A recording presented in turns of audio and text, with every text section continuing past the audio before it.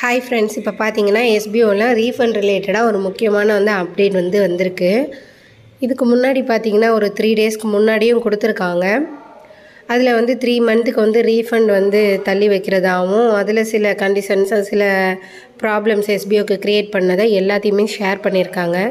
அதில் நிறைய பேருக்கு அது விஷயம் இன்ட்ரெஸ்டடாக இல்லை அப்படின்னு அவங்க ரெக்வெஸ்ட் பண்ணதுக்காக இன்றைக்கி ஒரு மாற்றி ஒரு அப்டேட் கொடுத்துருக்காங்க.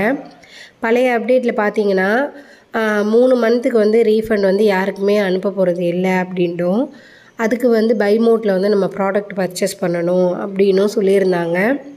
அது மட்டும் இல்லாமல் நம்ம வித்ரா ரெக்வெஸ்ட் கொடுத்துருக்கோம் இல்லையா, அந்த அமௌண்ட்டில் ஒர்க் பண்ண பேமெண்ட்லேருந்தும் சில கண்டிஷன்ஸ் வச்சுருந்தாங்க. 4000க்கு மேலே இருக்கிறவங்களுக்கு பர்ச்சேஸ் பண்ணணும் அப்படின்னும். இப்போ அந்த எல்லா கண்டிஷன்ஸையும் இப்போ எடுத்திருக்காங்க. இன்றைக்குள்ள அப்டேட்டில் பல பேருடைய ரிக்வெஸ்ட்டை அக்செப்ட் பண்ணிக்கிட்டு இந்த முடிவை எடுத்திருக்கிறதாகவும் சொல்லியிருக்காங்க. ஸோ இன்றைக்குள்ள அப்டேட் நிறைய பேருக்கு யூஸ்ஃபுல்லாக தான் இருக்கும் அப்படின்னு நான் நம்புகிறேன். இருந்தாலும் அதை ஃபுல்லாக எஸ்பிஓ இது நோட்டீஸ் போர்டில் கேட்டு கிளியராக அண்டர்ஸ்டாண்ட் பண்ணிக்கங்க.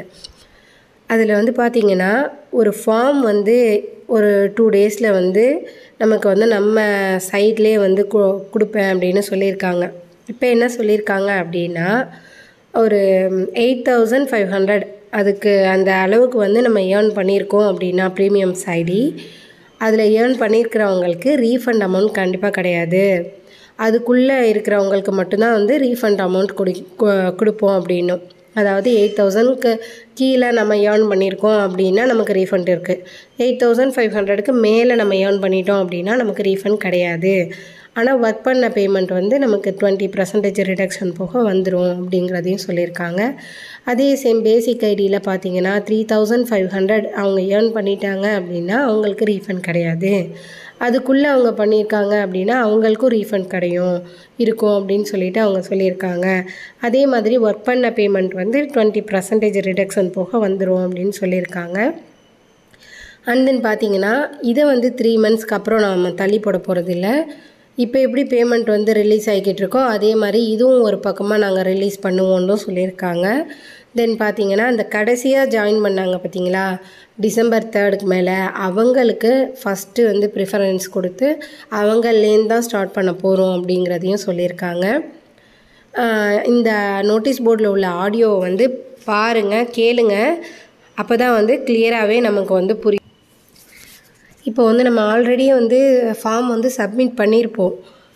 நம்ம எல்லாருக்குமே தெரியும். அந்த ஃபார்மில் நிறையா மிஸ்டேக்ஸ் ஃபோட்டோ சேக் ஆகிருக்கிறது, அது மாதிரி நிறையா மிஸ்டேக்ஸ் இருக்குது.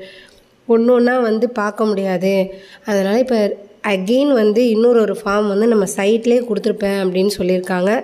எல்லாருக்குமே பிளாக் ஆனவங்களுக்கு அத்தனை பேருக்குமே எல்லாருக்குமே இப்போ ஈக்குவல் ஆகிட்டாங்க. எல்லாருக்குமே அவங்களுடைய லாகின் பேஜில், அதாவது யாரெல்லாம் ரீஃபண்ட் கொடுத்துருக்கீங்களோ இல்லை யார் ரீஃபண்ட் கொடுக்காமல் இருக்கீங்களோ, யார் பிளாக்கில் இருக்கீங்களோ அத்தனை பேருக்குமே அவங்க சைட்டை லாகின் பண்ணிங்கன்னா இந்த மாதிரி பேஜ் வரும் இல்லையா, இந்த பேஜிலே அந்த ஃபார்ம் உங்களுக்கு ஷோ ஆகும் அப்படின்னு சொல்லியிருக்காங்க.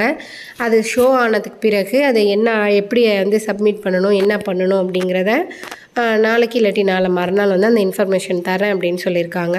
அந்த ஃபார்ம் பார்த்திங்கன்னா ஒரு 4 டேஸ் 5 டேஸ் இந்த மாதிரி கணக்கில் தான் இருக்கும். ஸோ அந்த இருக்கிறப்ப எல்லாருமே சப்மிட் பண்ணிடணும். அவங்கவுங்க டவுன்லைன்ஸ்க்கு தெரியப்படுத்துங்கன்னு சொல்லியிருக்காங்க. ஸோ இது வரைக்கும் பண்ணாதவங்க நோட்டீஸ் போர்டு ஆடியோவில் இதை கேட்டுட்டு இந்த ஃபார்மை சப்மிட் பண்ணிவிடுங்க.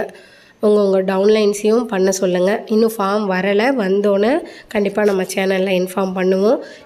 நோட்டீஸ் போர்டை ஃபாலோ பண்ணுங்கள். அந்த அமௌண்ட்டு ரீஃபண்ட் உங்கள் டவுன்லைன்ஸ்க்கு வர வரைக்கும் அவங்களையும் நோட்டீஸ் போர்டை ஃபாலோ பண்ண சொல்லுங்கள். நீங்களும் ஃபாலோ பண்ணுங்கள். தேங்க்யூ.